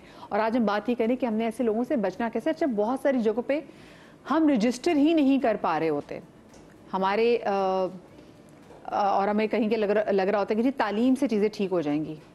हमने ऐसे ऐसे तालीम याफ्ता, ऐसे ऐसे एक्सपोजर से भरपूर आदमियों को मिसोजिनिस्ट का लोटा ऐसे हर चीज़ों पे डालते हुए देखा है कि आप खुद परेशान हो जाते हैं। लोगों को लगता है कि उनके पास एक अथॉरिटी है कैरेक्टर असैसिनेशन की, और बड़े मर्दों के पास तो मुझे लगता है उनके पास ज़रा एक है कि उनके पास अथॉरिटी है, वो किसी भी खातून के बारे में उठ के कुछ भी बात कर सकते हैं, खुद उनका कैरेक्टर चाहे जैसे भी हो। सो मेरे ख्याल से इट्स अ हाई टाइम कि हम उनको भी कॉल आउट करना शुरू कर दें, ये देखे बगैर कि उनकी एज कितनी है। ऑफ कोर्स करना चाहिए, दफ्तरों में भी। तो अब मैं तो हमेशा यही कहती हूँ, जैसे वो ऑफिस की बात कर रही थी, report it to the HR, whether it's your boss. अगर आपको लगता है आप डायरेक्टली कन्फ्रंट नहीं कर सकते हैं, घर में है तो ऊंचा से ऊंचा बोले, be loud, take your space, you have to, because otherwise आप किस तरह काउंटर करेंगे, कितनी देर बर्दाश्त करेंगे। सो आई थिंक वो जो अब एक पर्दा हटा देना चाहिए और दूसरों को हेल्प करना चाहिए। इसमें मैं ख़वातीन को भी ये कहूँगी कि वी ऑल्सो नीड टू, जिस तरह आदमियों के अंदर एक ब्रदरहुड है ना, हमें अब सिस्टरहुड को ऊपर लाना है। We have to lift each other up. बिल्कुल, हाँ, कि मैं यहाँ से निकल के अब हम यहाँ पे बैठी हुई है, मेरा मैथ खराब है, 6 ख़वातीन में 5 कहने लगी थी, हम बाहर जाएंगे तो मैं ये ना कहूँ कि ओह मदिया को देखा था, मदिया ने क्या पहना हुआ था, या उन्होंने क्यों इस तरह की बात की, या उसको क्या पता वो, और मैं बात कर रही थी उसने मेरी बात वो कर दी, या गज़ाला ने क्या किया।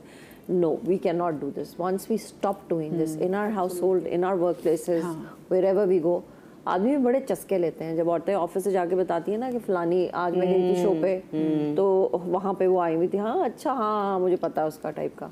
नहीं, we need to stop this. True, जब हम ये वाला माइंडसेट खत्म करेंगे तो वो वाला माइंडसेट भी खत्म होगा। हम औरतें भी एक दूसरे को बहुत ड्रैग डाउन करती हैं, ये हमने अपनी ना बड़ों से सीखा है। अम्मी तो नहीं होंगी, अम्मी जूते मारेंगी, अम्मियों, नानियों, दादियों, खालाओं, सबसे यही सीखा है। घर में भी पुप्पो तुम्हारी ऐसी, फलानी तुम्हारी ऐसी, दादी तुम्हारी ऐसी, खाला तुम्हारी ऐसी, वो ऐसी है, भाभी ऐसी है।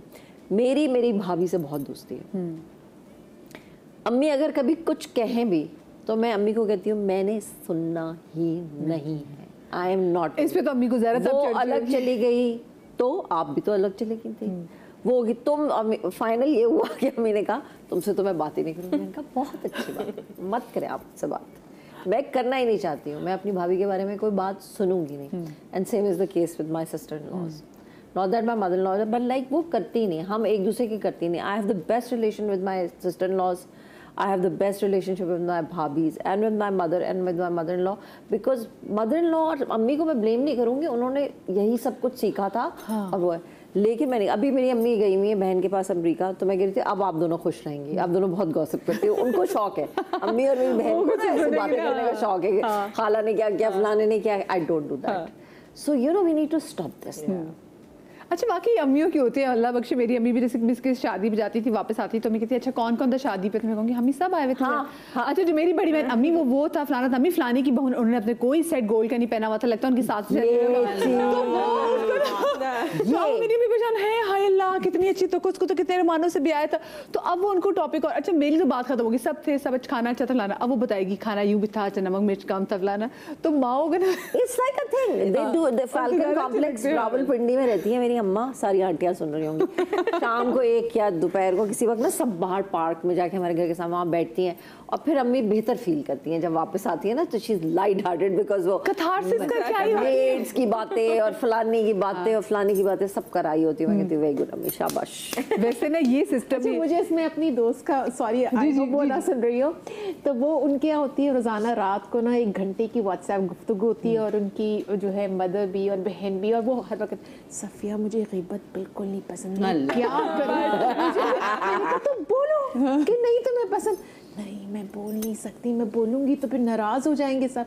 तो मैंने कहा फिर जब तक तुम नहीं बोलोगी तो फिर तुम बर्दाश्त करो, फिर तुम सहती रहो, क्योंकि ये है 1-1.25 घंटे की हर मेड से लेके घर का पेट तक हर चीज डिस्कस होती है। इससे आपके ये कैथारसिस नहीं है, आप अपने आप को और ओवर बर्डन करते हैं, क्योंकि इतनी बैड वाइब्स आप ले रहे हैं, हर आदमी बुरी बात कर रहा है। आप एक दूसरे के साथ बैठे, एक दूसरे का या दूसरे से भी किसी तीसरे की अच्छी बात कर लें, वो बहुत बेहतर होती है। वो थोड़ी सी बोरिंग ज़रूर हो जाती है, लेकिन वो लाइट हार्टेड करेगी, वो आपको, वो आपकी सोल को सुकून देगी।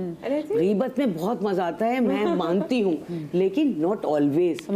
ये हमेशा का टॉपिक नहीं हो सकता।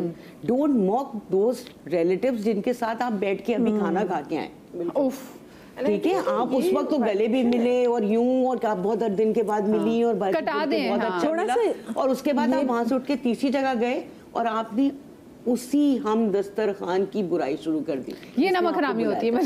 आप किसी के दस्तरखान से उठ के गए नहीं, हो सकता है उसके बारे में बातें कर रहे हो, वो आप कहीं और दावत में मिले। और हमेशा जब बैठे हैं तो यही टॉपिक नहीं होना चाहिए कि 10 मिनट के बाद आपने बस किसी के बखे उधेड़ दिए। हमारे साथ कॉलर मौजूद हैं हिजाब। अस्सलाम वालेकुम जी।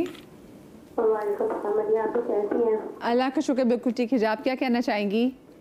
मैं कहना चाह रही हूँ कि जैसे आप कह रही हैं ना कि घर में कोई ना कोई ऐसा फर्ज होता है, जी जी बिल्कुल बिल्कुल, ना बात करने देता है, इसलिए मेरे सिस्टर इसी तरह के। सॉरी माफ कीजिएगा, कौन? मेरे सिस्टर है ना, उनका हर टाइम ये होता है कि वो मेरे मियाँ से भड़काते रहते हैं कि आप अपने फ्री क्यों रह रहे हैं। अल्लाह। मेरे मियाँ और मेरा ये होता है कि हम अपने बच्चों से अभी लड़ाई ना करें, ऐसी बात हो ऐसी कि हमारे बच्चे माइंड पे लें अपने। अब हम लोग एक घर में रह रहे हैं, 2 घर रह रहे हैं, मतलब एक में हम रह रहे हैं, एक और दूसरा रह रहे हैं। तो वो मेरे मियाँ फर्स्ट टाइम कहेंगी कि तुम्हारी बीवी शायद इस घर से कब्जा करना चाह रही है, इसलिए यहाँ पे रह रहे हो तुम लोग। लेकिन हमें तो ये नहीं, हमें यहाँ पे हो रहा है कि हम खुश रह रहे हैं, सुकून तो है, बस हम रहे हैं। वो ये कहते हैं हर चीज़ मेरी है, कोई चीज़ मेरे बच्चों की नहीं है। इस वजह से मैं सरकार तो काफ़ी कर रही हूँ, लेकिन फिर एंड हो जाती है। हस्बैंड है वो कहते हैं कि नहीं, मेरे अबू से हैं, उनको मैं नहीं छोड़ सकता हूँ। ऑफ कोर्स, हाँ ये भी। ये मुझे बताएं, ऐसी सिचुएशन में वैसे क्या किया जाए? What should be done? देखिए, पहली चीज़ तो ये है कि इट्स वेरी इम्पॉर्टेंट टू सी कि जब उन्होंने जैसे कहा कि मैं और मेरे हस्बैंड हम कोशिश करते हैं कि हम लड़ाई ना करें, बिल्कुल बिल्कुल बच्चों के सामने, और क्योंकि असर पड़ता है। और हम ये अक्सर हम अपने थेरेपी में एक बात करते हैं कि जितना आप अपने आप को बेहतर मैनेज कर पाएंगे ना, जितना आपस में आप कर पाएंगे, उतना ही आप किसी को सिखा सकेंगे। अगर आप खुद ही नहीं मैनेज कर पाएंगे अपने जज्बात, अपने ख्यालात, तो आप औरों को नहीं सिखा सकते, स्पेशली बच्चों को, जिसको हम आम तौर पे ज़बान में रेगुलेशन भी कहते हैं, किस तरीके से अपने जज्बातों को रेगुलेट करना है। तो आई थिंक पहली जो यहाँ पे जो एक गुफ्तगू हुई कि पहले तो ये जाने कि आपके लिए इस वक्त क्या चीज़ ज़रूरी है। हमने कम्युनिकेशन के मौजू को हमने टच अपॉन किया। इर्द गिर्द जो आपके लोग हैं, चाहे आप एक जॉइंट फैमिली में न्यूक्लियर में रहें, आपके इर्द गिर्द कोई लोग नहीं बदलेंगे।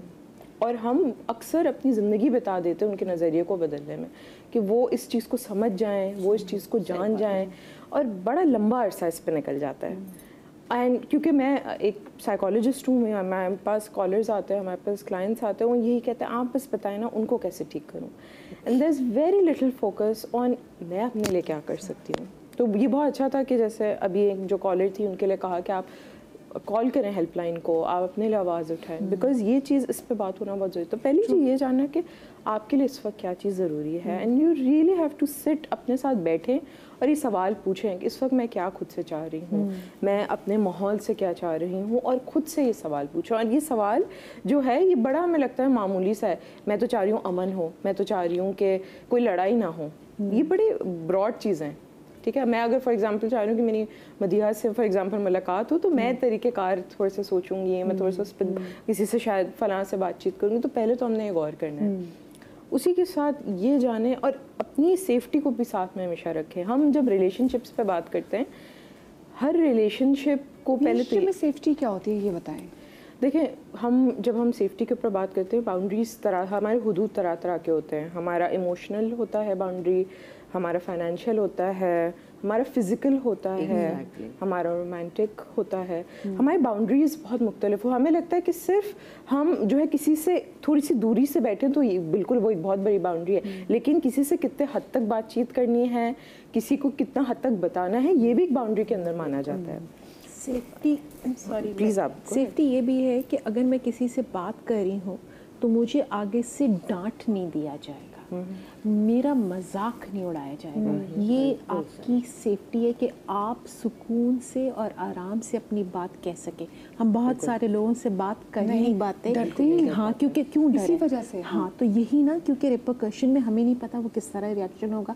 या तो हमारी बात को घुमा दिया जाएगा, या हमारा मजाक उड़ा दिया जाएगा, या हमारे को इतनी क्रिटिक की जाएगी कि हमारी चीज़ ही दब जाएगी। यूजुअली हमारी ख़वातीन इस चीज़ से बहुत गुजरती हैं, क्योंकि ये अगर जब अपने मियाँ बीवी के रिलेशनशिप के हवाले से बात करें तो ख़वातीन बहुत सी चीज़ें अपने अंदर मदिया, इसमें मैं थोड़ा सा करूँगी। देखें, ये मर्द और औरत का नहीं है कि सिर्फ औरतें होती हैं, मर्द भी बहुत ज़्यादा होते हैं। आप देखें, बहुत सारे मर्द कह ही नहीं पाते, क्योंकि जब वो मेरे पास, जैसे मैं लोगों से मिलती हूँ, बात करती हूँ, तो वहाँ पे क्या होता है कि अक्सर मर्दों का आप देखें बहुत खामोश, हमने उनको अलाउ नहीं किया हुआ ना कि वो वल्नरेबल साइड अपनी दिखाई नहीं सकते ना। मर्द को डर नहीं होता, लड़के रोते थोड़ी हैं, मर्द बन, हाँ, वो सेफ ही नहीं फील करते। अगर वो इट बैठी हुई जिसको रोना नहीं आता, जिसकी कोई से इमोशन जो strong, I am strong, Hercules बना दिया, ऐसा नहीं है। ना सिर्फ कि वो औरतों से नहीं कह पाते, वो तो दूसरे मर्दों से भी नहीं कह पाते, क्योंकि वो उसको भी तो यही कहेगा, अबे चल क्या तू लड़की की तरह बोल रहा है, क्या तेरे को ये उसकी मर्दानगी के साथ जोड़ दिया है। बिल्कुल सही बात है। और ये इतना इम्पोर्टेंट है कि जब तक मैं उसको अवेयरनेस में ही नहीं लाऊंगा कि क्या मसला है, तो मैं आगे डील कैसे करूंगा, जब तक आप एक्नॉलेज ही नहीं करेंगे एग्जैक्टली कि ये मसला है। हाँ, और एक चीज़ जो वो कह रही थी ना, इस सोसाइटी में 12 फरासत अली मौजूद हैं, तो इसी तरह जब हम ऑर्गेनाइजेशंस की बात करते हैं ना, अगर किसी ऑर्गेनाइजेशन में 1-2 हैं तो आप काम चला सकते हैं, लेकिन अगर 12 है और उसका कल्चर ही ऐसा है कि वहाँ पे उनका जो टॉप की मैनेजमेंट है वो इनकरेज करती है कि मेरे पास बात आए, या किसी को, क्योंकि देखिए इनसिक्योरिटी कि अगर ये मुझसे आगे ना निकल जाए, ये मेरे ज़्यादा शाइन ना कर जाए, वो होता है बॉसेस को, हम जब करते थे तो हमें खास सिखाया जाता है don't shine in front of your boss, क्योंकि आपका बॉस फॉरन इनसिक्योर होता है। ठीक है, तो आप जो है ये देख लें, अगर वहाँ पे इस तरह का कल्चर है तो प्लीज़ खुदाफिज कह लें, क्योंकि कोई रेजिलियंस दिखाने की कोशिश ना करें, क्योंकि जो आपके ऊपर डैमेज होगा ना, आपकी फिजिकल प्रोफेशनली डैमेज, तो इमोशनली मेंटली जो डैमेज होगा, इससे बेहतर है वहाँ पे खुदाफिज करके निकलें। आप इतनी बैटल्स, पिक योर बैटल्स, क्या आप फाइट कर सकते हैं, क्या नहीं कर मैं फैमिली डायनामिक्स पे एक सॉरी बात करना चाहूँगी, छोटी सी बात करूँगी। मुझे ना हमेशा ये होता है कि जो चीज़ें आप हमारे यहाँ ना, हमें बहुत सारे राइट्स का नहीं पता, चाहे वो लॉज हों, चाहे वो फैमिली के राइट्स हों, चाहे वो रिलीजियस राइट्स हों हमारे। इन्होंने कहा मैं एक फैमिली में रहती हूँ, देखिए आपको अल्लाह ताला ने, उसके आगे तो कोई बात नहीं है, अल्लाह ताला ने आपको अलग घर का राइट दिया है। आपकी जब शादी हो जाती है, एक मर्द के हिसाब से बात करें, आपकी first priority is your family, immediate family, बीवी, बच्चे, देन कम्स द पेरेंट्स। ये हमारे सोशल नॉर्म्स है, ये हमारी सोसाइटी ने हमें बोला है कि आपने अपने अम्मा अब्बा, ये किसने कहा है आपको कि अम्मा अब्बा की हर बात माननी? अम्मा अब्बा अगर गलत है तो आपने उनकी हर बात नहीं, your religion tells you this कि आपने उनकी हर बात नहीं माननी। आंखें बंद करके अंधा होके नहीं माने। अल्लाह ताला ने आपको भी शऊर दिया है। अगर वो आपको कह रहे हैं बीवी को निकाल दो, बीवी तुम्हारी ऐसी नहीं, आपने अल्लाह ताला के सामने एक औरत से निकाह किया है, वो अब आपकी जिम्मेदारी है, वो आपके बच्चों की माँ है, आपकी फर्स्ट रिस्पॉन्सिबिलिटी, आपका दीन बताता है आपको कि अब आपके बीवी बच्चे हैं, आप माँ बाप की खिदमत करें, आप उनके लिए खड़े रहें। आदमी है जोड़ी जवाद, मेरा मियाँ, उसके माँ बाप की खिदमत मैं हमेशा कहती हूँ ये उसका फर्ज है, मैं करती हूँ तो ये मेरी अच्छाई है। हाँ, ये फर्ज नहीं है आपका, ये नहीं है। वो जो ससुर की बात कर रही हैं, कोई लेना देना नहीं है ससुर का उनकी लाइफ में इंटरफेयर करने का, वो एक अलग यूनिट है, that is their family dynamics. ये अल्लाह ताला ने आपको दिया है। अब हमारे यहाँ लोगों को ये बात समझनी पड़ेगी। आप अगर आपके मियाँ आपको कह रहे हैं, आप कहें लेकिन मुझे मेरे अल्लाह ने ये हक दिया है, मैं तुमसे अलग घर नहीं मांग रही हूँ, मैं रह रही हूँ, तो फिर तुम्हें अपने अब्बा को ये बात बतानी पड़ेगी। और अब्बा को ये बात समझनी पड़ेगी कि ये अब एक फैमिली यूनिट है, वो अपने जो मर्जी करें, ये उन मियाँ बीवी का मामला है। अल्लाह ताला ने इस पे भी नाराज है कि आप नहीं झगड़ा करा सकते। हाँ। जब दूसरे नहीं करा सकते तो माँ बाप कैसे करा सकते हैं? Get what I am saying? बिल्कुल। मैं अपने बाप के साथ उसकी बीमारी में, उनकी बीमारी में 4 साल खड़ी रही। मेरे मियाँ ने मुझे एक दफा नहीं कहा घर वापस आओ तुम। वो मेरी उस वक्त अब्बू रिस्पॉन्सिबिलिटी थे, because he understands his religion, he knows कि अल्लाह ताला ने हमारा, यू हैव टू अंडरस्टैंड, आपको पढ़ना पड़ेगा, आपको सीखना पड़ेगा। सॉरी, मैं इसीलिए थोड़ा सा जहाँ मुझे मौका मिलता है मैं ये बात बोल देती हूँ, but you have to understand कि आपके राइट्स क्या हैं। बिल्कुल। और आपको अपने राइट्स लेने हैं। अपने बच्चों के लिए लेना है। क्योंकि देखिए अपने राइट्स लेना इसलिए भी ज़रूरी है क्योंकि अगर आप जुल्म सहते रहेंगे तो ये भी बहुत बड़ा जुल्म है। बिल्कुल, जुल्म के सामने खामोश रहना भी इससे बड़ा जुल्म कोई नहीं है। मेरे पास कितना वक्त है कि मैं कॉल ले सकती हूँ कि नहीं ले सकती? शीमा हमारे साथ मौजूद है कराची से। अस्सलाम वालेकुम।